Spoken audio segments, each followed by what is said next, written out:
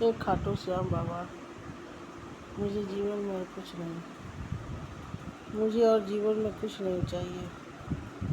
बस इतना दुआ कर दो, मेरा खुद का घर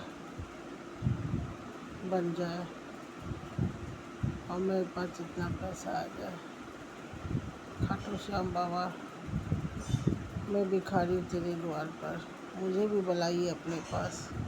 बहुत चर्चा सुनी हूँ खाटू श्याम बाबा, मुझ पर भी अपने दृष्टि बना के रखिए। जय श्री श्याम खाटू श्याम बाबा, मेरी एक दुआ है, मेरी भी अर्जी सुनिए। बहुत पैसा अटका हुआ है, कोई तो खाटू श्याम बाबा जाओ, मेरे नाम से अर्जी कराओ। खाटू श्याम बाबा, नाम पिता है बाबा, दया करो बाबा।